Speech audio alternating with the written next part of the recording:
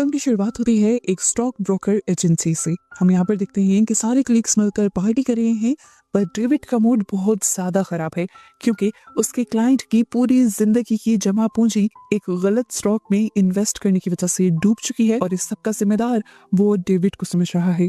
वो डेविड को बहुत ज्यादा बुरा भला कहता है और इस सब की वजह से डेविड का मूड बहुत ज्यादा ऑफ हो जाता है और वो फौरन ही घर जाने की तैयारी करने लगता है। लेकिन यहाँ पर उसका फ्रेंड कोरी उसे पार्टी करने के लिए रोक लेता है और उससे ये भी बताता है कि एमिली का आज इस ऑफिस में आखिरी दिन है। असल में कोरी जानता है कि डेविड काफी टाइम से एमिली को पसंद करता है, पर वो आज तक ये बात एमिली को बता नहीं पाया। ये सुनकर डेविड को भी ऑफिस में रुकना पड़ जाता है। ये लोग पार्टी एंजॉय करते हैं और उसके बाद जब एमिली घर जाने ही वाली होती है तब डेविड उससे बात करने की कोशिश करता है, पर पूरी तरह हिम्मत नहीं कर पाता और एमिली यहाँ से चली जाती है। उसे बहुत ज्यादा रिग्रेट होता है। उसे ऐसा भी फील होता है कि अगर उसने आज अपनी फीलिंग्स नहीं शो की तो वो कभी कर भी नहीं पाएगा। इसलिए वो किसी की हैट उठाता है और बहाने से एमिली को रोक लेता है और कहता है कि शायद तुम्हारी हैट वहां रह गई, पर एमिली बताती है ये मेरी हैट नहीं है। ये बात वैसे डेविड भी जानता था, लेकिन फिर इस सब की वजह से इन्हें बात करने का मौका मिल जाता है और डेविड नोटिस करता है कि एमिली को टैक्सी नहीं मिल रही और डेविड एमिली को ड्रॉप करने का डिसाइड करता है। एमिली मान जाती है और डेविड भी खुश हो गया था। वो कहता है मैं बस इस हेड को वापस रख कर आता हूँ और अपने फ्रेंड्स को बता कर आता हूँ।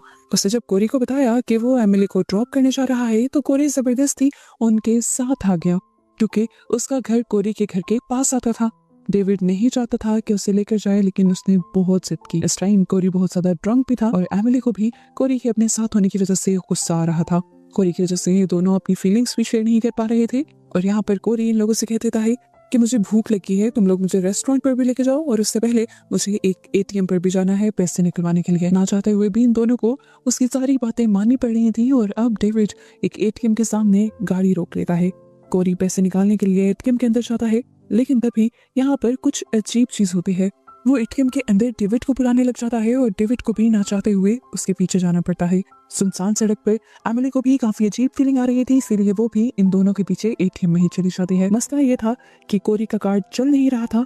कोरी को पैसे चाहिए थे, इसलिए डेविड अपने कार्ड से खुद उसे पैसे निकाल कर देता है। पैसे निकालने के बाद ये लोग बाहर जाने ही वाले होते हैं कि नोटिस करते हैं कि एक आदमी ठीक एटीएम से कुछ दूरी पर एटीएम के बाहर खड़ा इन्हें घूर रहा था। ये सब बहुत ही अजीब था। एमिली उसे देखकर डर जाती है और कहती है नहीं, हम इसके होते हुए बाहर नहीं जाएंगे, कुछ देर वेट कर लेते हैं, जैसे ही ये साइड पर जाएगा तो हम बाहर चले जाएंगे। कुछ देर खड़ा रहने के बावजूद भी ये आदमी जब नहीं हिलता तो कोरी कहता है कि हमें बाहर चले जाना चाहिए, क्या पता है ये आदमी भी एटीएम से पैसे निकालने आया हो और हमारे बाहर निकलने का इंतजार कर रहा हो। पर डेविड को भी यहाँ पर कुछ सही फीलिंग नहीं आ रही थी। उसे लगता है कि वो आदमी इनके पैसे लूटने के लिए खड़ा है। कोरी से ज्यादा देर और खड़ा होना बर्दाश्त नहीं होता और वो जैसे ही बाहर जाने की कोशिश करता है तो वो आदमी भी फौरन ही उसकी तरफ बढ़ता है। डेविड और एमिली कोरी को अंदर कर लेते हैं और ये लोग दोबारा एटीएम का दरवाजा बंद कर देते हैं। रोड इस टाइम बिल्कुल सुनसान था, पर इन लोगों ने नोटिस किया कि दूर से एक आदमी एक डॉग लिए यहाँ पर आ रहा था। बाहर खड़े हुए उस अजीब आदमी ने भी दूसरे आदमी को आते हुए देखा और भागकर उसके पास गया और उसे किसी चीज से हिट करते हुए उसने पहले जमीन पर गिराया और फिर बुरी तरह उसका हेड क्रश करते हुए उसे मार डाला। इन तीनों ने पहली मर्तबा अपनी आंखों के सामने मर्डर होते देखा था। ये तीनों ही बहुत ज्यादा पैनिक हो जाते हैं। करते हुए इनके जहन में पहला जो ख्याल आया वो पुलिस को कॉल करने का था, लेकिन एमिली का फोन कार में रह गया था, जबकि कोरी अपना फोन ऑफिस में ही भुलाया था और डेविड का फोन डेड हो चुका था। ये लोग बुरी तरह फंस गए थे यहाँ। अब वो एटीएम में ही फोन ढूंढने लग जाते हैं कि कहीं यहाँ पर कोई इमरजेंसी कॉल के लिए फोन लगाया हो, पर एटीएम में ऐसा कुछ नहीं था। यहाँ पर एक नोटिस करने वाली बात यह है कि वो किलर इन्हें मारने के लिए एटीएम के अंदर नहीं आ रहा। इसके पीछे इंटरेस्टिंग सी वजह आगे चलकर पता चलेगी। हम देखते हैं कि वो किलर अब इनकी कार के अंदर जाता है। इनकी कार में कुछ छेड़छाड़ करने के बाद वो कार के ट्रंक से टूल बॉक्स और एक बड़ा सा टूल निकाल लेता है और फिर दूर से ही चलते हुए एक लंबा राउंड लेकर एटीएम के पीछे जाता है। पीछे की तरफ जाकर उसने एटीएम का हीटिंग सिस्टम बंद कर दिया था। ठंड वैसे ही बहुत थी और अब इनका एटीएम के अंदर रहना भी मुश्किल हो गया था। किलर ने ये जानबूझकर किया था ताकि या तो ये लोग एटीएम से बाहर निकल आए या फिर ये एटीएम में ठंड से ही मर जाएं। ये सब लोग बहुत ज्यादा पैनिक करने लग जाते हैं। डेविड तो गुस्से में यहाँ की चीजें तोड़ने फोड़ने लगता है और हम देखते हैं कि ये सब सीसीटीवी में रिकॉर्ड हो रहा था। कुछ मिनट गुजरते हैं और इन्हें एक उम्मीद की किरण नजर आती है।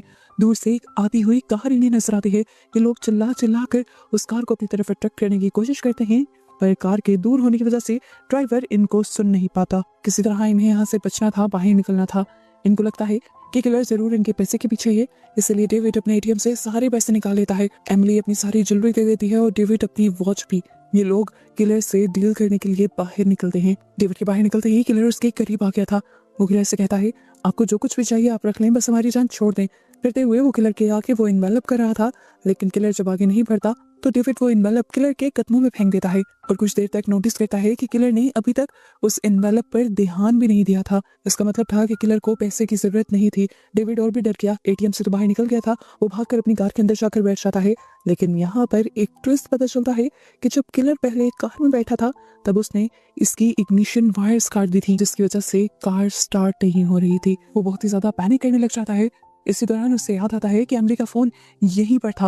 वो पुलिस को कॉल करने ही वाला था उस फोन को उठाकर, पर तभी किलर वहां आ गया और उसने आते ही डेविड को पकड़ भी लिया। डेविड अपनी जान बचाने की कोशिश करता है और इस सब के दौरान उसके हाथ में मौजूद एमिली का फोन भी वहीं गिर जाता है। किलर भी उसे मारना चाहता था, लेकिन डेविड ने अपने आप को छुड़वा ही लिया और किलर के हाथ में रह गया बस उसका कोट। जल्दी से भागकर वो वापस एटीएम के अंदर आ गया और अब बाहर सर्दी में से आने की वजह से उसकी हालत भी काफी ज्यादा खराब हो रही थी। कोट भी उसके पास नहीं रहा था, इसलिए एमिली उसे अपना कोट उतार कर देती है और उसकी हालत को संभालने की कोशिश करती है। बाहर हमें दिखाया जाता है कि किलर यहाँ से एमिली का फोन उठाता है और उनके दिए हुए पैसे और ज्वेलरी उठाकर उन्हें की कार की डिक्की में डाल देता है, जैसे उन्हें इन चीजों से कोई मतलब ना हो। वो सिर्फ इन्हें मारना चाहता था। ये नहीं, वो एक साइकोपैथ था, एक दिमागी मरीज जिसे लोगों को मारने में मजा आता है। काफी देर तक ये लोग दोबारा एटीएम के अंदर फंसे रहते हैं और फिर एमिली के दिमाग में एक आइडिया आता है और वो अपने लिपस्टिक के जरिए एटीएम की ग्लास पर हेल्प लिख देती है। लेकिन यहाँ से जब कोई गुजर ही नहीं रहा था तो हेल्प करने के लिए कौन आता। ये लोग अब पीछे की दीवार को तोड़ना शुरू कर देते हैं ताकि वहां से बाहर निकल पाएं, लेकिन वो दीवार सीमेंट की बनी थी और ये लोग बाहर नहीं निकल पाते। तभी अचानक से एमिली के दिमाग में एक और आइडिया आता है। उसे याद आता है कि यूएस का एक कानून है। उसे याद आता है कि जब भी एटीएम के अंदर रॉन्ग पिन डाली जाती है तो सिग्नल्स फौरन पुलिस को जाते हैं, क्योंकि अक्सर चोर भी ये सब करने आ जाते हैं। इस तरह शायद पुलिस को सिग्नल मिल जाए और वो यहाँ पर आ जाए। वो अब डेविड का कार्ड डालकर उल्टी पिन डालती है। 2-3 मरतबा ट्राई करने के बाद डेविड का कार्ड मशीन में फंस जाता है और यहाँ पर एमिली को उम्मीद मिलती है कि हो सकता है सिग्नल्स पुलिस तक पहुंच गए हों। पुलिस के यहाँ आने तक भी इन्हें वेट करना था। इस टाइम ठंड इतनी ज्यादा बढ़ गई थी कि तीनों से सांस तक नहीं लिया जा रहा था। ये लोग अब एक दूसरे के हाथ रब करने लग जाते हैं और तभी यहाँ पर इन्हें फाइनली पुलिस कार आती दिखाई देती है। लेकिन पता चलता है कि इसके अंदर कोई शेरिफ नहीं था, बल्कि एक सिक्योरिटी गार्ड था जिसके पास गन तक नहीं थी। वो ग्लास पर लिखा हुआ हेल्प भी देख लेता है और इनकी तरफ बढ़ने की कोशिश करता है, लेकिन इसी दौरान वो किलर भी उसके पीछे आ जाता है। ये लोग उसे वार्न करने की कोशिश करते हैं, पर वो गार्ड उनकी बात समझ नहीं पाता और किलर पीछे से उसके ऊपर हमला करके दोबारा पहले वाले आदमी की तरह उसका सर क्रश कर उसे मार डालता है। दूसरा मर्डर देखकर तो एमिली का बिल्कुल दिमाग खराब हो गया। इस सारे हादसे ने उसके दिमाग पर इतना बुरा असर डाला था कि अब वो अजीबोगरीब बातें करने लगी थी। ये लोग पैनिक कर ही रहे थे कि इन्होंने देखा कि किलर अंदर आ गया था। इससे पहले कि किलर इन्हें मार देता है, ये लोग बिना सोचे समझे किलर के ऊपर हमला कर देते हैं। कोरी किलर को अच्छे से पकड़ लेता है, जबकि डेविड उसकी गर्दन के गिर्द एक वायर जोर से बांधकर उसे जान से मार देता है। जिसके बाद ये लोग उसकी आइडेंटिटी निकाल कर देखने लगते हैं और तभी इन्हें एक बहुत बड़ा शॉक ग्लास के बाहर देखने पर मिलता है। किलर वहीं पर खड़ा था और ये बेचारा आदमी जिसे इन्हें मार दिया था वो तो एटीएम से पैसे निकालने के लिए आया था। ये लोग अब बहुत बड़े सदमे में चले गए थे, क्योंकि जिस मासूम आदमी को इन्होंने मार दिया था वो मासूम आदमी कहीं बच्चों का बाप था और यहाँ जो कुछ हुआ था वो सारा सीसीटीवी में रिकॉर्ड हुआ था। और ये पॉइंट पे नोट करने वाला है कि कोरी ने सिर्फ उस आदमी को पकड़ा हुआ था, मारने वाला उस आदमी को डेविड ही था। दिन से यहाँ पर हो गई थी कि उस आदमी ने भी किलर जैसी जैकेट पहनी हुई थी। इस टाइम कोरी अब उस मरे हुए आदमी की जैकेट उतार कर पहन लेता है, जबकि डेविड अभी भी इसी तरह बैठा हुआ था और वो कोरी को कोसने लग जाता है कि सब तुम्हारी गलती है, सब कुछ तुम्हारी वजह से हुआ है, ना तुम हमारे साथ आते, ना हमें एटीएम पे रुकना पड़ता, ना ये सब होता। पर इस टाइम ऐसी बातें करने का टाइम ही नहीं था।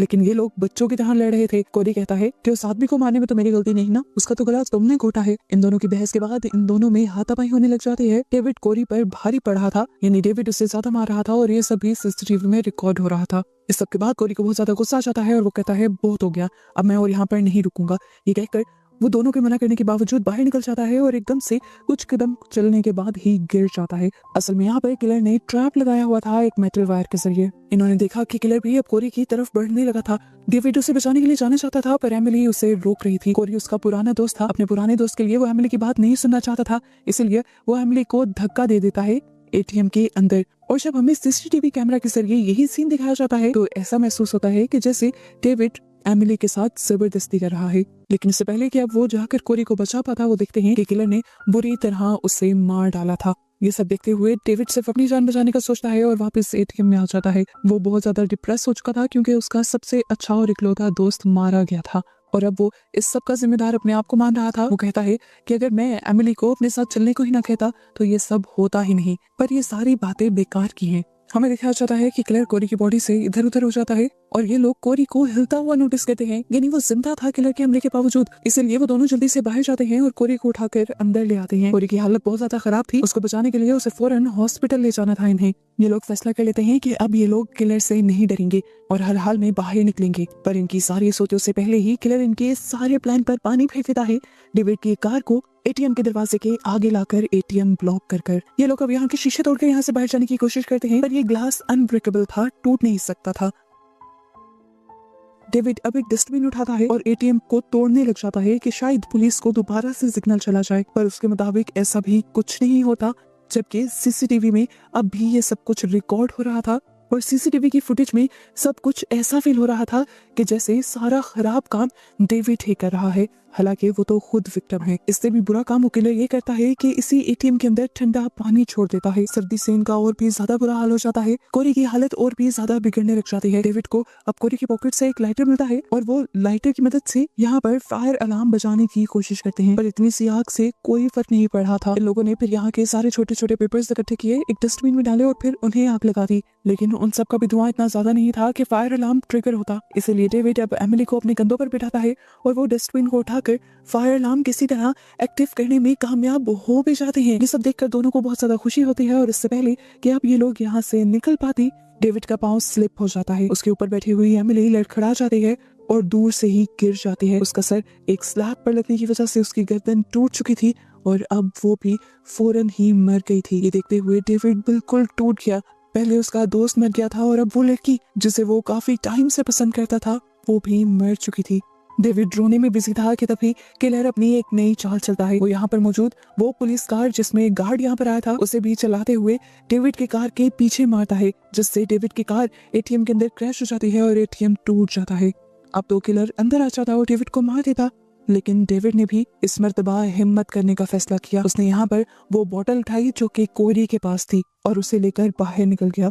उसे यहाँ पर काफी देर तक तो किलर नहीं नजर आया, फिर उसे दूर एक चेयर पर बैठा किलर नजर आया। उसने उस बोतल के अंदर लाइटर जलाकर फेंका और उसे फेंक दिया बिल्कुल किलर के पास। किलर के पास एक धमाका हुआ और वहीं पर किलर जलकर मारा गया। लेकिन क्या किलर से जितना इतना आसान था? देखने को मिला कि ये बॉडी उसी सिक्योरिटी गार्ड की थी जिसे भी किलर ने ही मारा था और किलर ने ये सब कुछ सिर्फ डेविड का ध्यान भटकाने के लिए किया था। अब यहाँ पर किलर उसकी तरफ बढ़ने वाला था, लेकिन तभी पुलिस की कार यहाँ आती दिखाई देती है। इतने सारे जो एटीएम से रॉन्ग सिग्नल्स इन्होंने भेजे थे वो अब काम कर रहे थे और पुलिस इस टाइम बहुत ही गलत टाइम पे आई थी। पुलिस को देखते ही किलर तो चुप जाता है, लेकिन डेविड बुरे हालात में पकड़ा जाता है।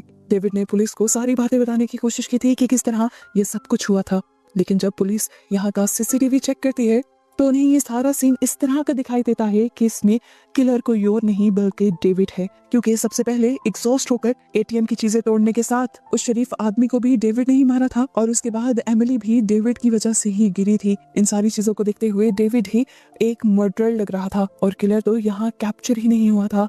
और यहाँ आकर रीजन रिवील होती है कि क्यों वो किलर एटीएम के पास नहीं आ रहा था। वो साइकोपैथ था, लोगों को मारना उसका रोज का काम था। उसे अच्छी तरह से पता था कि उसे अपने खिलाफ किस तरह सबूत मिटाने हैं, इसलिए वो एटीएम के करीब नहीं आया बल्कि एटीएम से दूर ही खड़ा रहा ताकि एटीएम के कैमरास में वो कहीं भी कैप्चर ना हो सके। अब क्योंकि एटीएम के कैमरास के अंदर किसी भी किलर की पिक्चर दिखाई नहीं दी तो पुलिस को डेविड की कहानी पर यकीन भी नहीं आया और इस तरह डेविड बेवजह पकड़ा गया और अब वो अपने ना करदा गुनाहों की सजा पूरी जिंदगी जेल में काटेगा, इस दुख के साथ कि उसके 2 अच्छे दोस्त उसी दिन उसी की वजह से मारे गए थे। और बस यही सब दिखाते हुए ये मूवी यहाँ खत्म हो जाती है।